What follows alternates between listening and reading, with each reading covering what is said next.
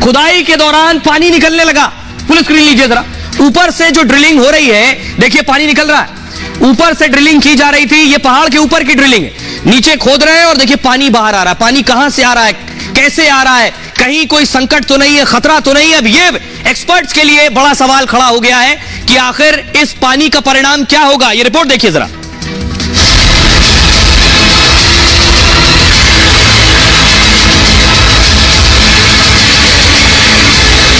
सुरंग में जिंदगी बचाने की जंग तेज हो गई है।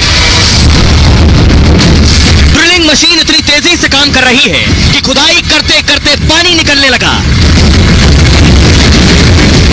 सबके मन में सवाल है कि रेस्क्यू के बीच पानी कहां से और क्यों आ गया और इसका असर क्या होगा। लेकिन पानी आने के बाद भी न मशीन रुकी न बचाव की कोशिश। 41 भाइयों को निकालने के लिए हर कोशिश की जा रही है। नई नई मशीनें, नई नई तकनीक का इस्तेमाल हो रहा है। मतलब अब 41 भाइयों के निकलने की बारी है। आइए अब आपको बताऊं कैसे काम चल रहा है। पानी बेशक निकल आया, बताऊंगा इससे क्या खतरा है, लेकिन पहले एक तस्वीर ये देखिए। ये 8 इंच मोटी ड्रिल हो रही है, जिसे छोटी ड्रिल कह रहे हैं। वहां ऊपर से जो पहाड़ में खुदाई हो रही है वो भी 2 जगह हो रही है। देख रहे हैं, ये छोटी ड्रिल है, 8 इंच चौड़ा है सिर्फ ये। 8 इंच में आदमी नहीं निकल सकता। तो ये छोटी ड्रिल क्यों कर रहे हैं ये भी मैं आपको बताऊंगा। यही दूसरी ड्रिल भी हो रही है, आइए आपको दिखाऊं।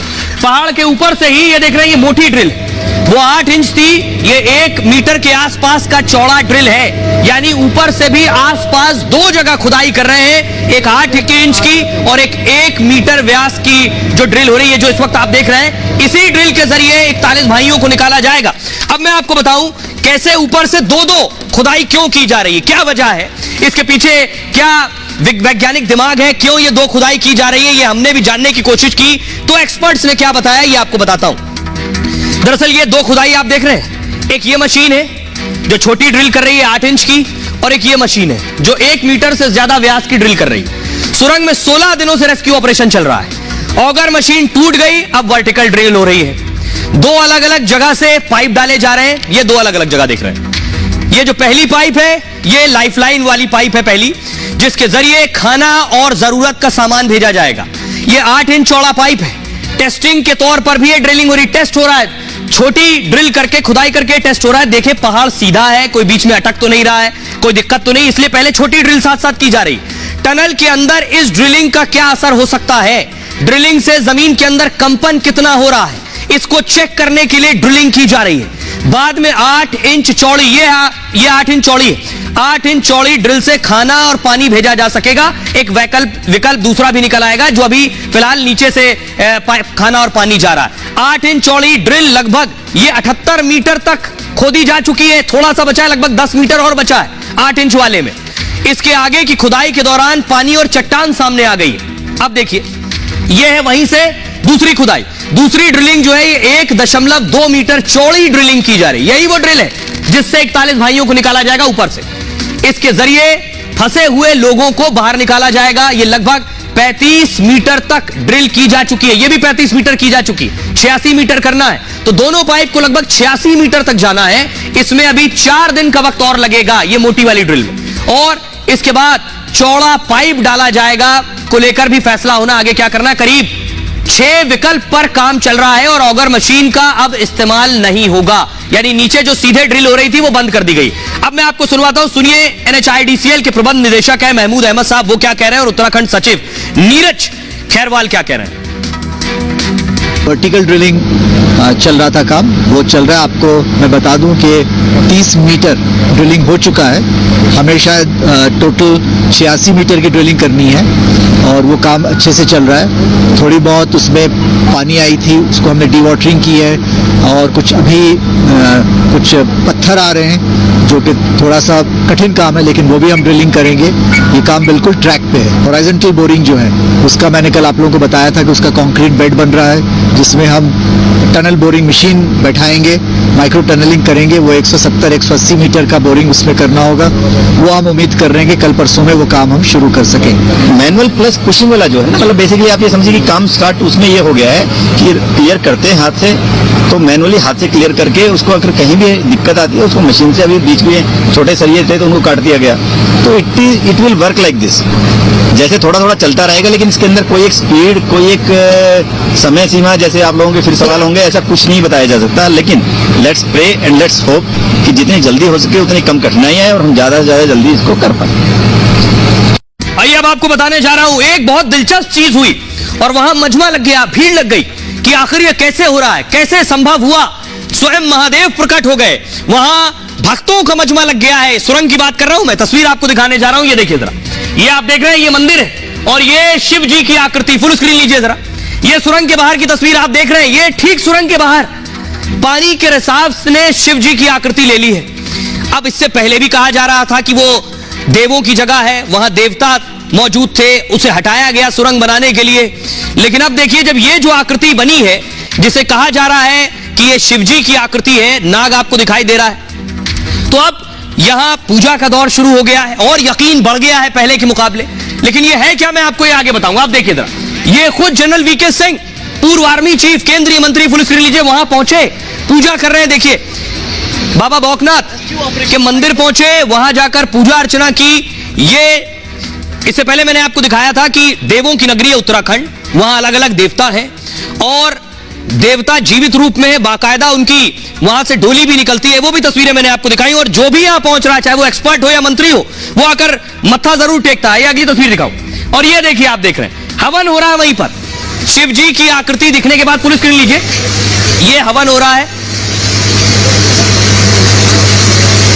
आइए अब मैं आपको बताऊं कि कैसे महादेव प्रकट हो गए। लोग तो बहुत सी बातें कर रहे हैं, लेकिन इसका एक पक्ष है जो बेशक धार्मिक आस्था और मान्यता का पक्ष है, एक पक्ष वैज्ञानिक पक्ष है। मैं दोनों पक्ष आपको बताने जा रहा हूं। यह है वो आकृति, यहां दो छोटे छोटे से होल भी है, अगर आप देखें ध्यान से, छेद है जिससे पानी निकल रहा है निरंतर। सुरंग की खुदाई के दौरान हैरान करने वाला यह दावा है, सिलक्यारा टनल के बाहर भगवान शिव जैसी आकृति दिख रही और टनल के बाहर बौखनाग देवता का मंदिर भी है, सामने आप देख रहे हैं। इसके पीछे, ठीक पीछे जो हिस्सा है पहाड़ का, भगवान शिव जैसी आकृति उभरी।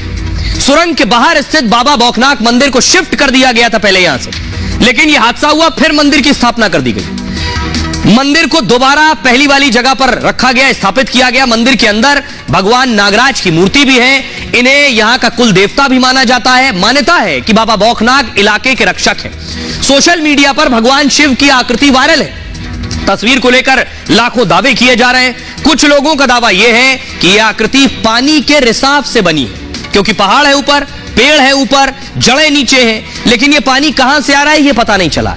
कई जगहों पर भी इस तरह का पानी का रिसाव हो रहा है। मौके पर मौजूद अधिकारी इसे सामान्य घटना बता रहे हैं कि पहाड़ पर ऐसा होता है, पेड़ की जो जड़ें हैं ये नीचे से पानी किसी स्रोत से आ जाता है, क्योंकि पेड़ पानी बरसा या पानी गिरा तो वो पेड़ की जड़ तक गया और जड़ नीचे तक है तो रिसाव होकर यहां आता। पहले दो जगह से रिसाव हुआ, इसके बाद रिसाव और बढ़ गया है। सभी को उम्मीद है कि इससे जो हमारे 41 भाई फंसे हैं उनके लिए कोई परेशानी ना बढ़ जाए। हमारी सहयोगी सृष्टि लगभग पिछले 2 हफ्ते से उत्तरकाशी में मौजूद है, उनकी रिपोर्ट देखिए, जहां शिव जी की आकृति दिखी है, वहां से उनकी रिपोर्ट है। टनल में 41 मजदूरों को जिस तरीके से वो फंसे हैं उन्हें निकालने के लिए लगातार देखी गई, हर एक तकनीक का इस्तेमाल किया गया, लेकिन आस्था पर जो विश्वास है वो लोगों का कम नहीं हुआ। और उसी की एक तस्वीर में आपको दिखाऊंगी, बाबा बौखनाग का अस्थायी मंदिर जो यहाँ बनाया गया, उसके पीछे भगवान शिव की आकृति बनी हुई नजर आ रही है और लोगों का ये मानना है कि भगवान शिव का पूरा आशीर्वाद अब मिल चुका है और जल्द से जल्द जो फंसे हुए मजदूर हैं उन्हें निकाला जा सकता है। जितनी भी बाधाएं, जितनी अड़चने यहाँ पर, जितनी भी विषम परिस्थितियों का सामना रेस्क्यू टीम ने अभी तक किया है और जिस तरीके से 41 जिंदगियां लगातार आस में बैठी हैं कि जल्द से जल्द उन्हें रेस्क्यू किया जाए और एक बार फिर से वो सूरज की किरणें देख पाएं, तो ये कोशिश लगातार जारी है। और ये आकृति ये बता रही है यहाँ के लोगों के मुताबिक कि भगवान का आशीर्वाद प्राप्त हो चुका है और जल्द से जल्द ये रेस्क्यू ऑपरेशन पूरा हो जाएगा। तो अब आपको बताने जा रहा हूं मैं कि वो ड्रिलिंग जो पहले हो रही थी नीचे, उसका क्या हुआ। वो तो बंद हो गई पिछले कई दिन से, वो मशीन भी हटा ली गई। ये तस्वीर आप देख रहे हैं, ये मशीन का जो आगे का शाफ्ट था, जो खुदाई कर रहा था अंदर जाकर, हुआ ये कि इसका शाफ्ट के आगे आ गया लोहे का जाल और ये उसमें फंस गया और फंस के टूट गया। फिर इसे निकाला गया है, ये दूसरी चुनौती थी। अगली तस्वीर दिखाइए जरा, ये आप देख रहे हैं अभी वहां ऑगर मशीन निकाली गई, ये वो तस्वीर है जो अमेरिकी मशीन थी लंबी खुदाई की, जिसने लगभग 48 मीटर खोद लिया था 60 मीटर में से। वो मशीन टूट गई, उसे बाहर निकाल लिया गया है। अब आइए आगे बढ़ते हैं और आपको बताता हूं, ये अगली तस्वीर आप देख रहे हैं, ये है मैनुअल ड्रिलिंग की तस्वीर।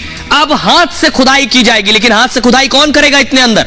अगली तस्वीर दिखाइए, ये जो आप देख रहे हैं ये है रैट माइनर्स। रैट मतलब चूहा, तो ये रैट माइनर जैसे चूहा खुदाई करता है, दीवार में छेद करता है, उसी तरह ये रैट माइनर्स खुदाई करते हैं। तो 48 मीटर ऑगर ने खोद लिया, लगभग 12 मीटर बचा है, तो 12 मीटर ये रैट माइनर्स खोदेंगे। आइए अब आपको बताऊं ये चूहे वाली खुदाई कैसे होती है। चूहा नहीं खोदता है, इंसान ही खोदता है, लेकिन चूहे वाली स्टाइल में।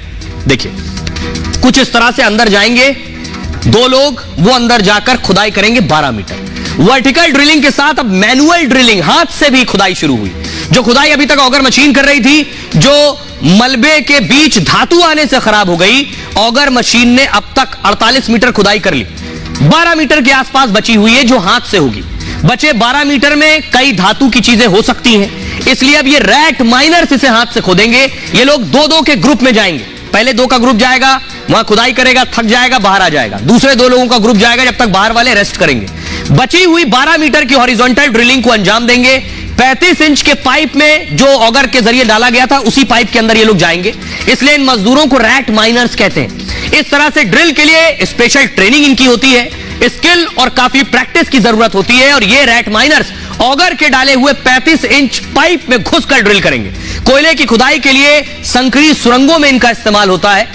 यहां पाइप में जगह कम है, इसलिए हाथों से अब आगे खुदाई करेंगे। बहुत सी चीजें जैसे सरिया भी आ रहा है, गर्डर भी आ रहा है, उन्हें भी ये हटा पाएंगे। अब जरा सुनिए, हमारे सहयोगी ने वैभव ने रैट माइनर जो चूहों की तरह खुदाई करने वाले हैं उनसे बात की। वो क्या कह रहे हैं, कितने सक्षम है, कितने दिन लगेंगे, कैसे खुदाई करेंगे, सुनिए।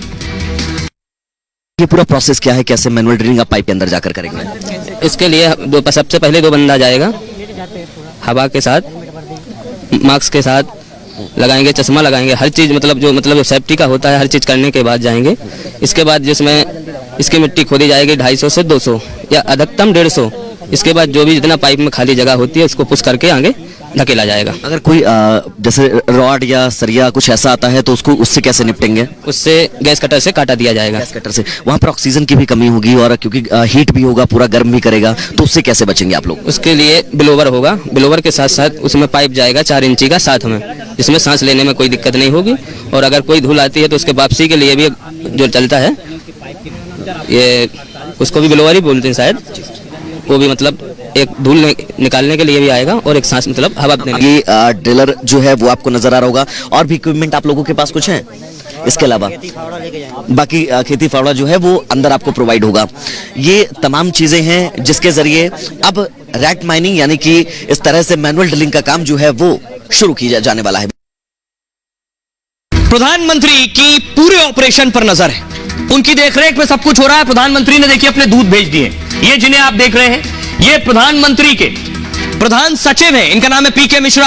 ये खुद उस ग्राउंड पर पहुंच चुके हैं जहां ऑपरेशन चल रहा है, टनल के बारे में जानकारी लिए। इससे पहले पीएमओ के ऑफिसर्स भी आ चुके हैं। अब पीके मिश्रा साहब आए, अगली तस्वीर दिखाइए। ये आप देख रहे हैं बाकायदा यहां आर्मी कोर भी लगा दी गई है, देख रहे हैं आर्मी कोर मौके पर पहुंच चुकी है, ये भी एक्शन में। अगली तस्वीर दिखाइए जरा।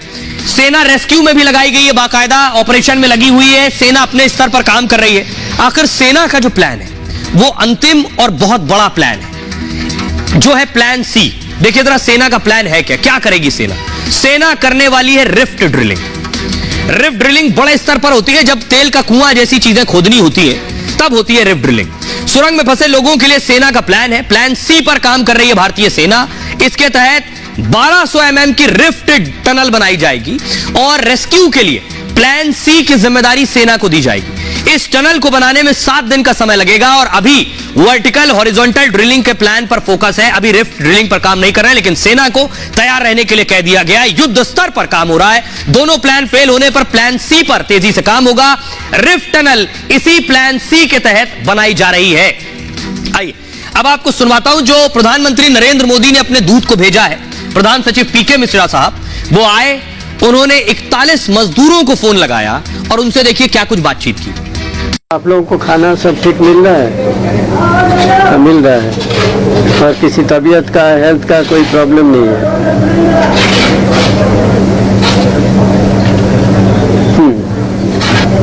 छोटा मोटा क्या है?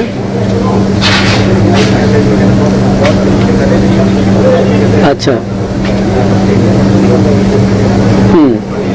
और सब लोग एक ही जगह हैं कि अलग अलग जगह पर?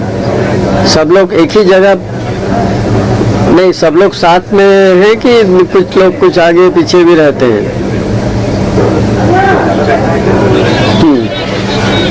सभी जगह लाइट है, पूरा टनल में है।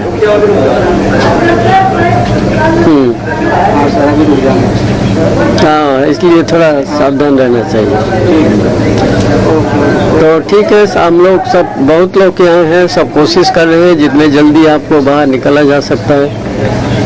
जितना भी मेथड है सभी कर रहे हैं, बहुत इंजीनियर्स भी हैं, तो बहुत कुछ कोशिश